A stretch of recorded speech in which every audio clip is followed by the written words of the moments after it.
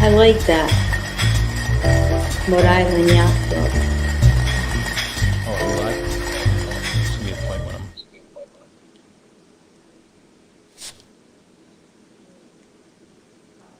And we are the Coalition, loud and proud, outrage porn-free, civilly disobedient media, broadcasting live on the worldwide Coalition Radio Network at coalitionradionetwork.com, facebook.com/the Coalition Radio, on the Mighty Mighty Twitter at Coalition_radio, and the original mothership at coalitionradio.us, where an astounding 8 years worth of interviews from virtually every aspect of public life can be heard.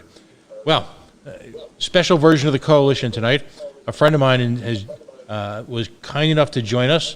If you've been involved in politics or civil life, or if you will, any time in the last 15 or 20 years, you'll know my friend Joanne Giannini. She has served in a variety of capacities. It's a 2-page resume that I'm staring at right now. I'm not even sure where to begin. Quite frankly, you'll probably know her best as a state representative from District 7 of the Rhode Island House of Representatives from January 1994 to June 2010. She has authored and introduced and sponsored legislation for 16 years, chaired and participated in community hearings, communications and negotiations for successful resolution. She's a community organizer on literally every level. Her Christmas parties during her term in the state legislature were quite frankly legendary. She has organized Go Red for Women events at the Rhode Island State House, all sorts of meetings at the, if you will, at the local level for constituent and legislative matters. She chaired the caucus of women legislators and worked to promote women's events such as Pay Equity Day, Women's History Day, heart disease awareness functions. She created a cancer control task force in Rhode Island for ovarian cancer education bill, women's cervical and breast cancer legislation, prosthesis coverage, implemented bills relating to universal health coverage, and just about every other issue. She formed a committee to establish the Lillian Feinstein Center in Providence, planned and raised funds for its establishment. Everywhere, Hasbro Children's Hospital, Prevent Child Abuse, MDA, of course, Muscular Dystrophy Association, the Impossible Dream, and virtually every cause related. Her institutional knowledge in the city of Providence is paramount. She was a purchasing agent for the city of Providence from 1973 to December 2000. Joanne, I'm not even sure where to stop. You've been the chair of the Committee on Health, Education, and Welfare, a subcommittee chair on General Government and House Finance. You've been on the House Judiciary, the House Corporations, the House Committee on Environment and Energy, chair of the RI Caucus of Women's Legislatures, Commission on Aging, the RI Commission on Women, Prevent Child Abuse. I'm not even, and yet it goes on. I've got a page of awards here. Holy cow. Where did you find the time? I enjoyed it. I really did. I loved my time that I served in the legislature.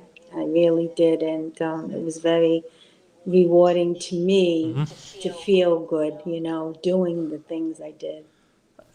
Again, we talk about institutional knowledge at a time when it appears that for many, and this is the opinion of your host, not the opinion of the guest, serving in the legislature and or at the State House appears for many to be just kind of a stop on the way to greater wealth, greater power somewhere else. Yet your entire political career has revolved around serving your constituents, first and foremost, serving the city of Providence and the greater state at large. Do you think too many people these days get elected and are already looking on to the next office? Yeah, I do. I think they get elected and they're running for something else. With me, I spent 16 years in the legislature, but I never had intentions or looked to run for anything else. In fact, I left in 2011 and took a break, and I had my 2 sisters that were sick and terminally ill, and I took care of them. They passed on. And then it's been a few years now, and I want to get back in the arena. And that's we've had many conversations over the last few years, but one of the reasons why I wanted to have you on tonight was to give the opportunity for you to make a case as to why you would be an excellent lieutenant governor. And I'm going to allow you to do that. In a sense, you certainly don't have to impress me, but I think it's important because, and again, these are my comments, not the comments of my guests, but it strikes me that this process seems to be shrouded in a lot of mystery, a lot of stop-starts along the way, which I understand. I mean, the confused nature of the transfer of power between the current governor and the lieutenant governor has been choppy, I'll just say that at best. The current lieutenant governor is taking on a number of issues which are,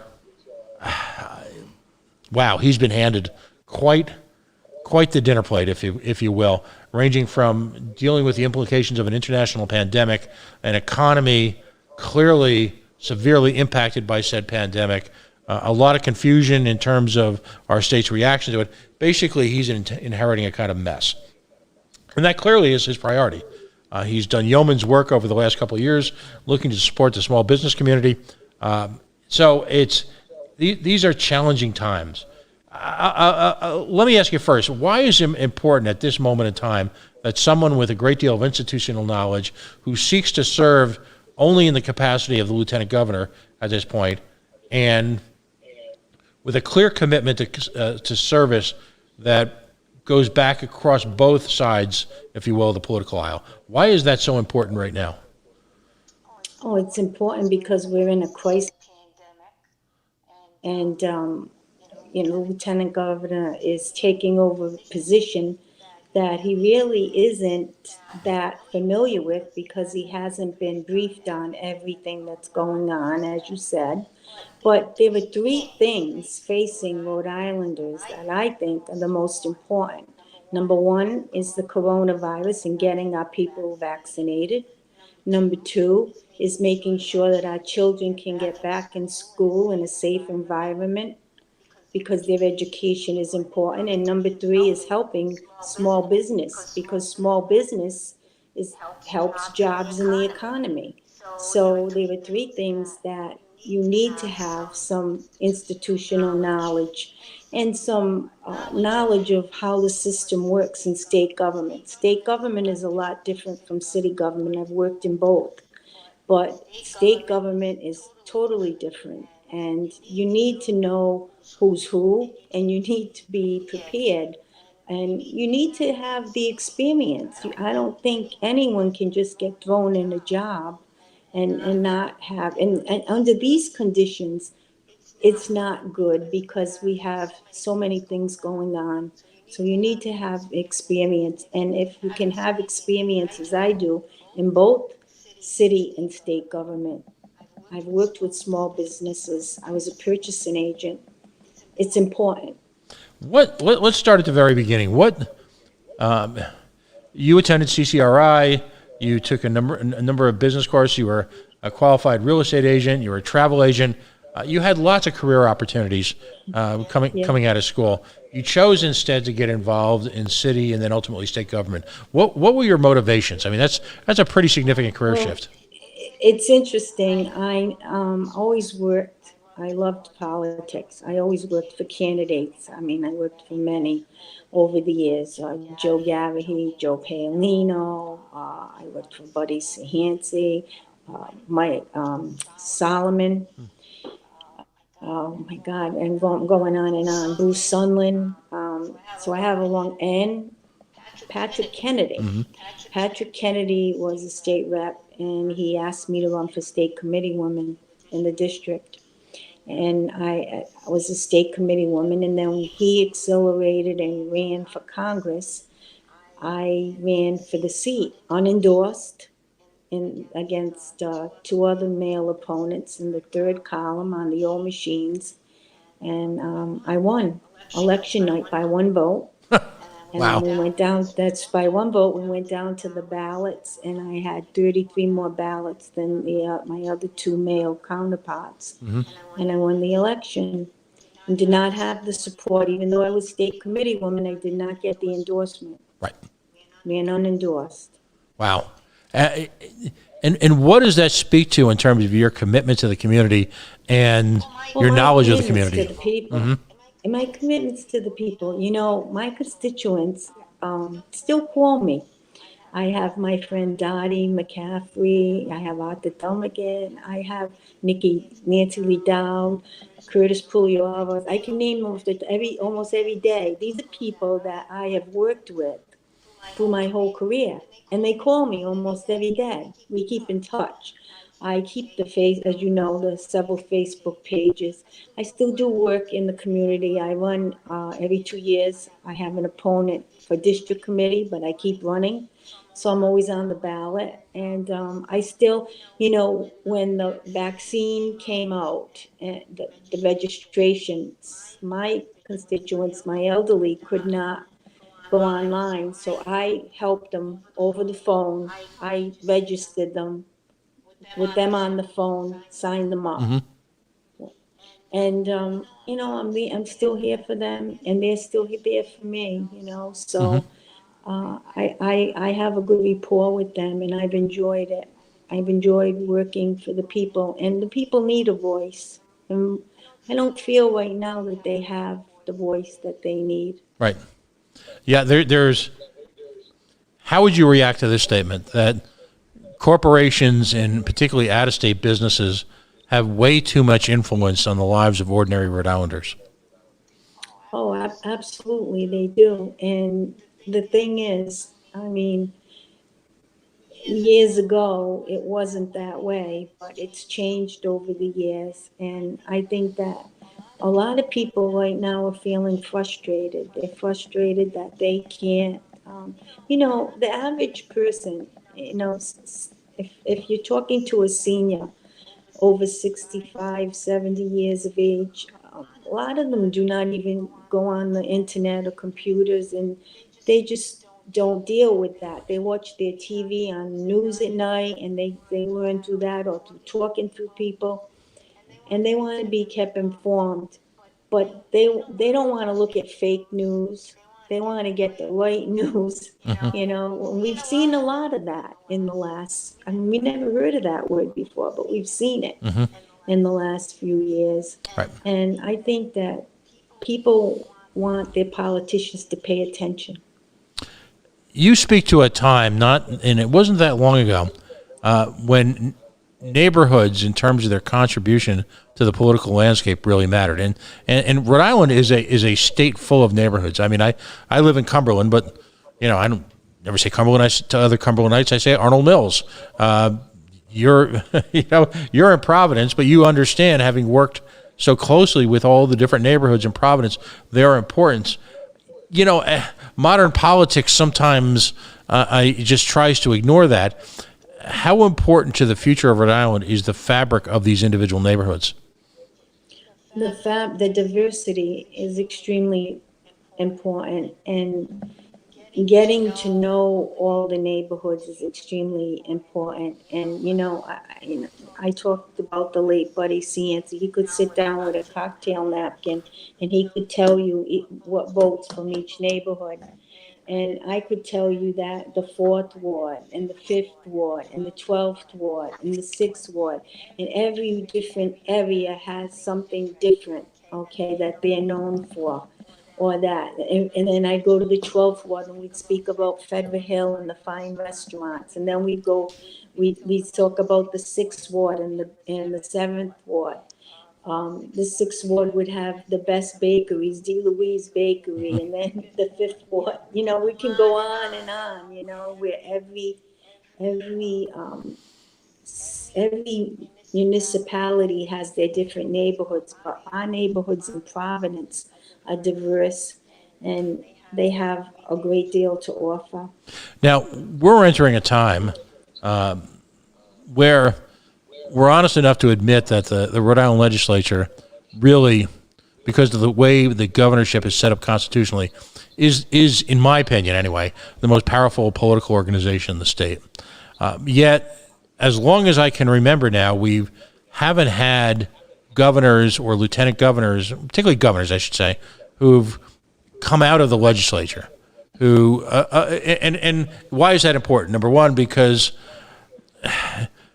for example, the budget. We all know that constitutionally the governor submits a budget. And then we all know that it's turned over to the legislature. And whatever emerges sometimes has little or no relevance to that which was originally presented. We're operating in a time where a real working knowledge of the legislature by people in the executive branch is critical. Why is that? Why do we need a better understanding of how bills are constructed in the executive branch? Well, first of all, you bring up a good point. We're dealing with a $12.7 billion state budget. When I left office, the budget was a little over $7 billion. Wow.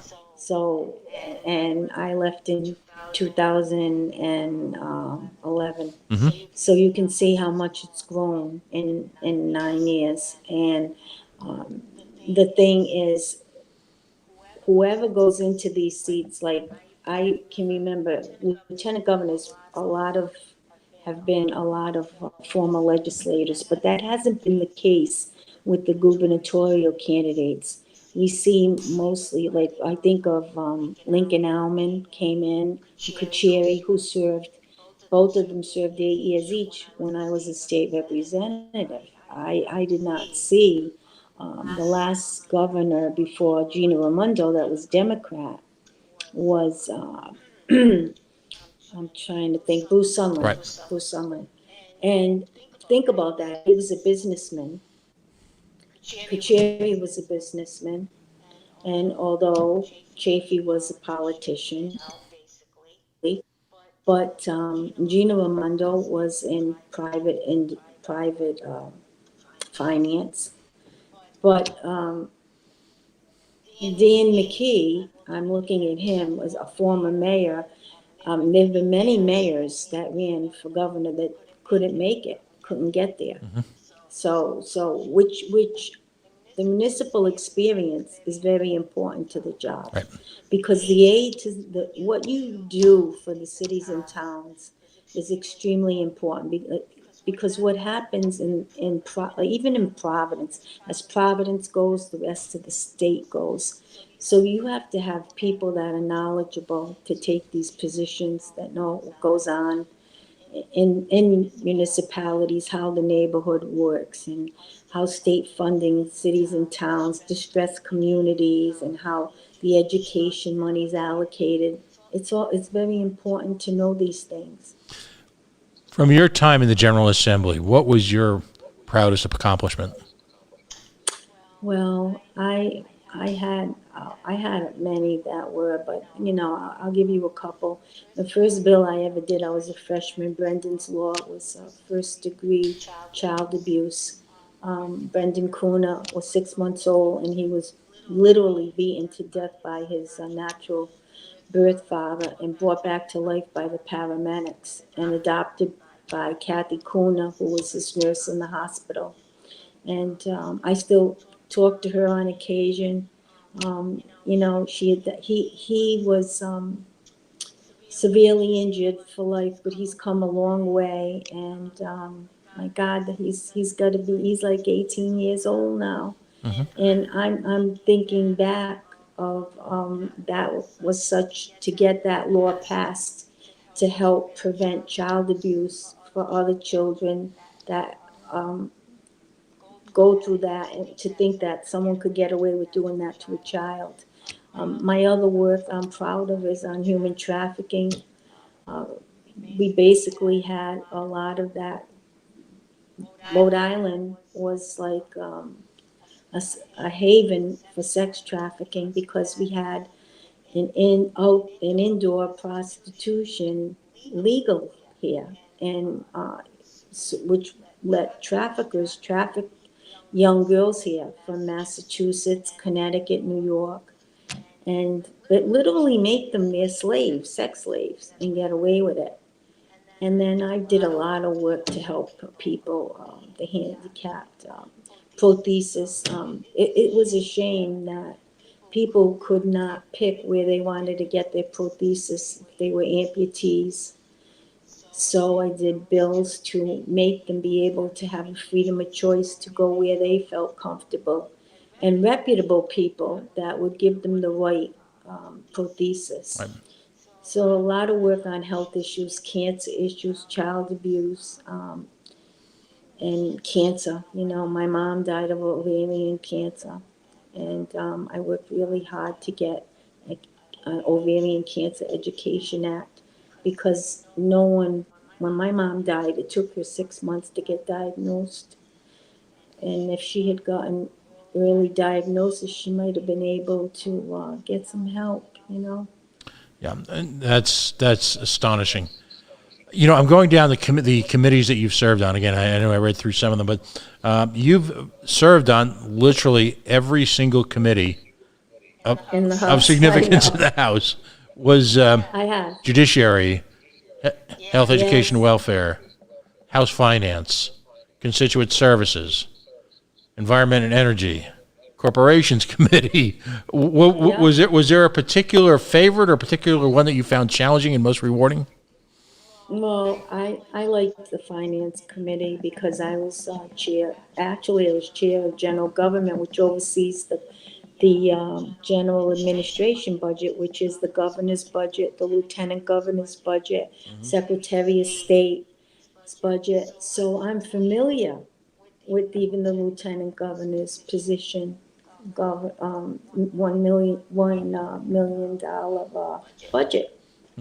So, I mean, I really have done a lot in the legislature as far as served on the Environment Committee, which I love doing because I learned a lot about Narragansett Bay and, you know, a lot about a love for our fishermen. My dad was a fisherman, so I had always had a deep love for that industry and wanted to protect, you know, our waters and keep them clean, save the bay per se, you know. So, and health education and welfare, I was chairwoman of that, and I did, as I said, I did a lot of health and education issues, you know, as I believe that education right now is really important. Our children are not getting the education that they deserve because of this pandemic. Right. What are your thoughts? Let's pivot to the pandemic, because essentially, what you provide the opportunity here during this 2 year period is you can literally parachute in and get to work. Again, Right. having a working knowledge of the legislative process as intensely as you do, knowing a lot of folks in the building, understanding, if you will, the political layout. To me, and again, this is my opinion, not yours, it's clear that, as you pointed out, the current governor comes in with a very strong background in small business and a very strong background in working with mayors, having been the mayor of a complicated town, Cumberland. Cumberland's a very quiet town. Folks don't really talk much about it in the state. It's not on the front pages. And one of the reasons was, quite frankly, is that we've got a pretty good track record of mayors who've been able to deliver services efficiently and at moderate cost, particularly compared to the rest of the state. And Dan McKee was part of that tradition, an important part of it. And he also is the driving force beyond the mayoral academy. But the exigent crisis here is obviously all things COVID, all things Corona. You could jump right in and either work extensively on the budget process, or in as a support role for Governor McKee, or B, you could focus on COVID. I sense that you'd probably love to get deep into the general operations of the budget. But what are your thoughts on that? Where would you like to focus? Well, I first of all, as I said, number one priority right now has to be the COVID and getting our people vaccinated. All the people that want the vaccination should be able to receive it, and I hope they're able to get it by May. And I know that that's wishful thinking, but it has to happen, you know. And I think that that's most important, and the budget is important too. But until we implement an effective, which I think I'm hoping we're on the road to that, an effective vaccination program, in a relief effort. When I say relief, I mean not only for the people that have been hurt, that are out of work, but also for the small businesses, mom and pop stores and small businesses and restaurants that have suffered under this. We've seen lost so many people. We've seen so many buildings boarded up. So the COVID process is extremely important. I think that's the number one priority, the vaccination, health and safety of our people. But, we also have to think of, again, jobs in the economy and getting the economy going. And we need to do that by offering programs to people and offering ways to help our businesses get back on their feet. Astonishingly enough, it was reported in the Valley Breeze this week that in a handful of towns, restaurants who obviously have had to absorb forced shutdowns of businesses, who are behind with the Division of Taxation. These are businesses that in some cases have been open for decades, others relatively young, but they've all been forced to close by the government. They are under pressure from the Division of Taxation and the municipality that if they can't come, as the late, great Vincent A. Buddy Sansi would say, Coco, with the Division of Taxation, that they will lose their liquor licenses. For me, as a business advocate, I say, how can you possibly shut these people down after the state essentially has dictated the terms at which they can operate? Do you think that's fair? What should No, what I don't think it's fair. I think that's outrageous, matter of fact, and I don't see that happening. I think that there'll be plenty of legislators that will stand up for that and say that's not going to happen. I don't think it should, and I just hope we see faster relief for these businesses, programs to get them back on their feet. And some of them haven't even been able to pay their electric and their phone bills. And, there has to be some kind of amnesty programs for these businesses or they're not going to get on their feet. right? So they really have. We have to be fair here. This has been over a year now. And I know I had my niece and nephew was scheduled to get married. They had beautiful weddings planned, both were canceled. So those places, those venues, they lost many weddings because Right. they were told because of the virus and showers. And when you think of the industry, the wedding industry, I'm just throwing out an example how much money these people lost in the wedding industry, restaurants, hotels, and another thing, hotels. Who many people are afraid of staying in a hotel. So they have all been, how can you pay your employees and how can you run a business when no one's going there? Mm-hmm. Capacity at 25%, capacity at 50%. It certainly hurt them. So they really need some help. Yeah, it's we've had the benefit of having on. There's a new organization. It's essentially a coalition of wedding and event professionals. Luke Renshin is is one of the public faces of it. He's been on our little network here a couple of times, and these are folks who use through their own ingenuity and their own get up and go, if you will, have come up with an approach that includes, if you will, using rapid testing at large events in order to Right. maintain the safety of the folks attending there. They, on their own time, and they've created a video that demonstrates how it works. You've got the industry. The community, if you will, of restaurateurs and wedding event professionals and manufacturers, and using their own ingenuity to come up with solutions faster than the current administration has, and that's obviously that predates Lieutenant Governor Key. He's inheriting this mess, but how much of it is have we failed as a government if we are going to impose restrictions on businesses, extraordinary restrictions on businesses, eliminate the choice of the individual to either run their business as they see fit responsibly, or the choice of the individual to use that business as they see fit, while simultaneously enforcing the same old government taxes and the same old government payments? And I mean, is that a failure of government? Is that a failure of what we're working under right now?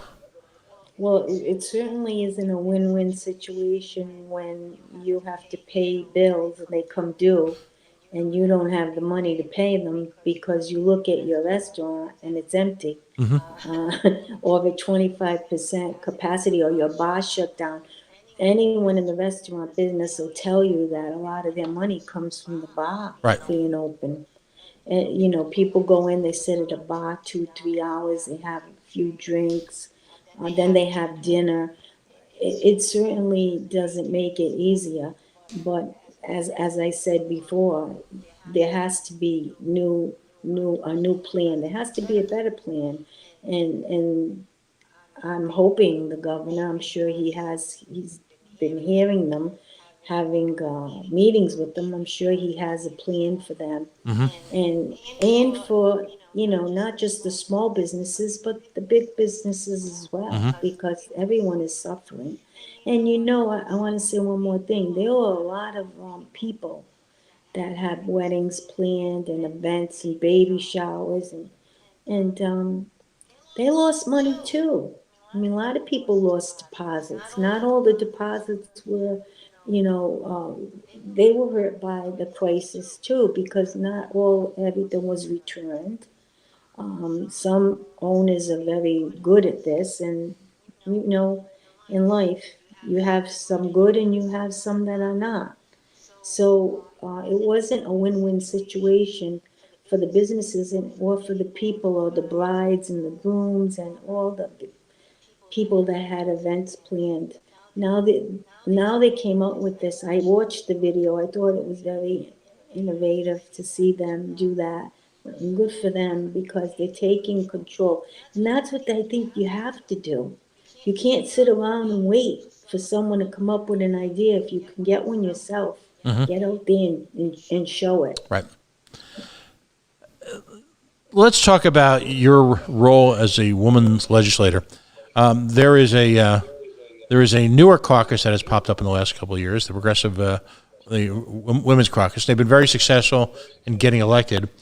You were on the vanguard of that. You were a Democrat, a woman who was elected to office at a time when it was a lot more challenging, if you will. And that's certainly not to degrade the efforts of the current Women's Caucus or women in politics in general. But it's. You go back to the 90s, and there was an elite power structure. It was definitely an old boys club. A lot of those. Yeah, it was. What? So you faced you crashed through that glass ceiling a while ago when when there was a sort of a different ethos. I'd like to think that politics in Rhode Island are now are more of a meritocracy, where people who are getting elected now are getting elected more so on their skills than ever before. What was it like to challenge that old boys club back then? I lived here at that time. I moved into Rhode Island right around the very very early 90s. I can remember one of the first columns that I would read routinely was Philippe and Jorge back in the days of the New Paper / Phoenix, and they talked about Halitosis Hall back then. They talked about certain speakers as being the Dark Lords. We had a situation where, someone in the House became we just had situation after situation. As Buddy Cianci would call it, we had frittata after frittata after frittata. Tell us about that era and how strong you had to be. It was totally different. I mean, I ran in 1994.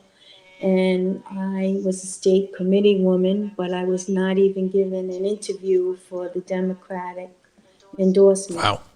It was just given to one of my male opponents, I wasn't even, and I wrote a letter, and I was the first woman in my district and the first Italian American in my district. It was a predominantly male seat, and there never was a woman before. So when I knocked on some doors, they say, "You want to run for what?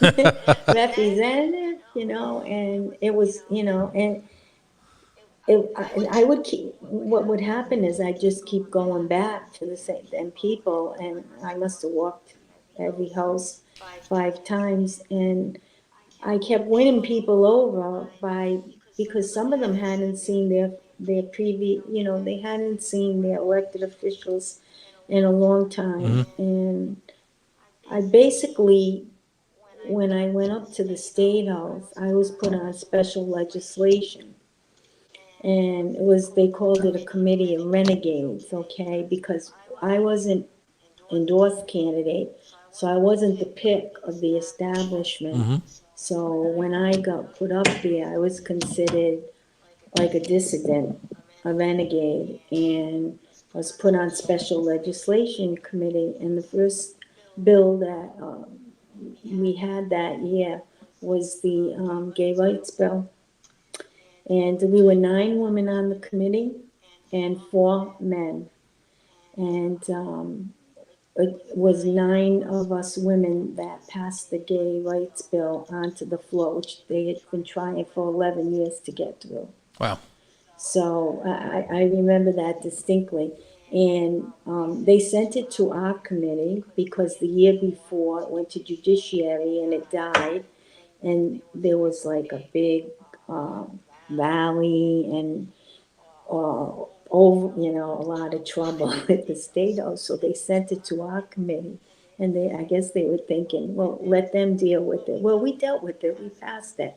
So basically, the State House was different then. My first 6 months there, I'd get up and voice an opinion, and there would be an older rep that'd say, "You're not supposed to do that." And I'd say, "Why?" And they'd say, "Because you don't do that." And I say, "Why not?" "What do you mean I don't do that?"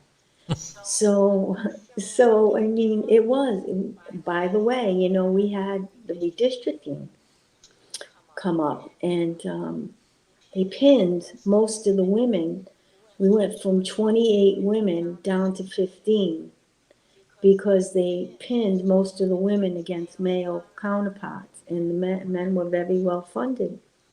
And quite a few women lost their seats. And now they're building up again. You see there's a lot more women in the House. I'm very happy to see that.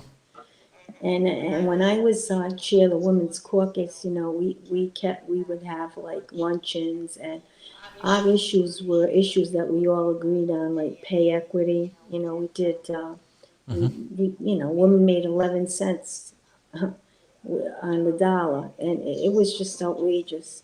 And we worked on issues on the cancer issue, breast cancer issue, the drive-by cancer bill.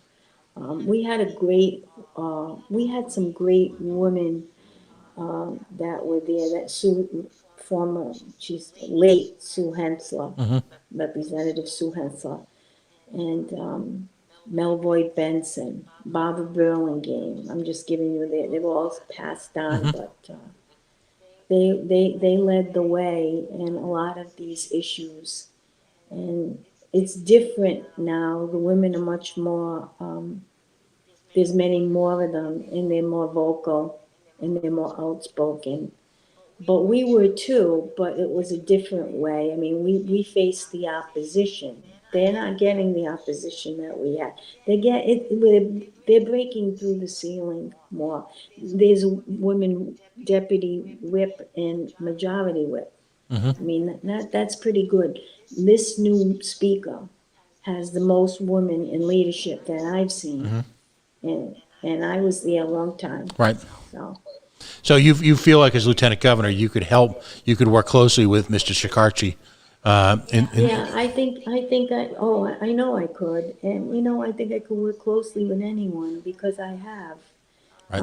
I had good friends on both sides of the aisle, I had good friends. So, I mean, there's no, President Kennedy say? There's no Republican or Democratic way to do something. If you want to get it done, you do it the right way. Right. So, Well, we've got a couple minutes left. If what I'd love to have you do is essentially, I don't know if I call it a stump speech, but if Lieutenant Governor McKee and his circle were listening right now, while at the same time the citizens of Rhode Island were listening right now, what would you say to all of them right now? Kind of close out on why you think that you would be an extremely effective lieutenant governor. well, I know I would because I have an ability to work hard and I could go in from day one and know the job, which is a big difference. Okay? And I don't want to do this because I want to be a stepping stone. I don't want to be a stepping stone running for governor. I want to do this because it needs to be done. And he does need an ally and someone to work with him. And I would say that experience is worth 1,000 words because you go into a job and if you can go in with your eyes open and know what you're doing, it's an asset. It's not a liability. And I think that under the pandemic and the way things are, it's not time for amateurs. It's not time to try the waters. It's time to go with people that know. And I would hope that whoever gets picked is fair to all sides. Okay, I think they have to be a person that goes in, is willing to work with everyone and be able to be a listener and a compromiser and work with the governor and advocate for the governor and be a partner, you know, and think about the job that's got to get done, not about their own personal career. So that would be what I would do. Work hard from day one, go in, hit the ground running, and not stop till I get the job done. Excellent. Well, I'm certainly grateful for you taking the time to spend with us, particularly later this evening. We will be taking this video and putting it into replay tomorrow. I wish you nothing but the best. Thank you. I mean, as someone once said, it was kind of a tongue-in-cheek comment that public service is supposed to be for people who want to help lives, not get one. And you think about it, it's kind of a sarcastic way of looking at it, but that's what it is supposed to be. And your career epitomizes someone who wants to help lives and not be seen through the prism of being a state legislator per se, but someone who worked effectively within the system to do the very best she could in a challenging state politically, in challenging times now, to simply, help people. And in this case, help us all get back on our feet in getting government involved efficiently where it should be and getting government out of the way where, it just doesn't need to be. And a focus on results, not on careerism. And because there's just way too many people right now who see the state of Rhode Island as a stepping stone for, in their mind, greater things, when quite frankly, I think the greatest service to all of us would be keeping it at home and focusing on what we can do for this wonderful place to just let it heal. So, again, nothing but the best, and thanks for joining us tonight. Thank you for having me. I appreciate it. All right. And stay safe, everyone. Stay safe, Pat. God bless. God bless. Wow. Representative Joanne Giannini, she is a lifetime of experience, willing to serve for the right reasons, and quite frankly, I think provides an institutional knowledge, a life of experience and understanding, as they say, how the sausage is made, and an ability to hit the ground running with really no other career goal other than to simply make this a better place to live and to help us all heal. It's great stuff. We are the Coalition, loud and proud, outrage porn-free, civilly disobedient media, broadcasting live on the Worldwide Coalition Radio Network. Facebook.com/The Coalition Radio, on the Mighty Mighty Twitter at Coalition_radio, and of course, the mothership, the original website at coalitionradio.us. If you happen to hear this or will be watching this for the very first time, if you can give us a like or a share on social media, we do, one of us appears, usually me, at the press conference on Thursday, and we'll be pressing the case for, again, my words, not our guests, but the time to move on. It's time for Lieutenant Governor McKee to be given his opportunity to run the state in as best way as possible. Time is of the essence. By the current governor's own description, we are facing a deadly challenge. So I would think it would behoove all folks in the current administration and folks joining the administration to simply look, as our guest tonight did, for the greater good, and simply just let's focus on getting life back to normal, as opposed to focusing on careerism. Folks, we'll be back on the air tomorrow night. Tina Peterson joins us. She is with RAMP, Real Access Motivates Progress, an award-winning show that focuses on, if you will, folks with physical challenges, the products, the lifestyles, the issues, both political and otherwise, that challenge them. And then, of course, the rest of our week's programming. We look forward to seeing you. Thanks for joining us tonight, and we'll be back on the air at about 7 o'clock tomorrow night. Have a great night, and as our guest said, please stay safe.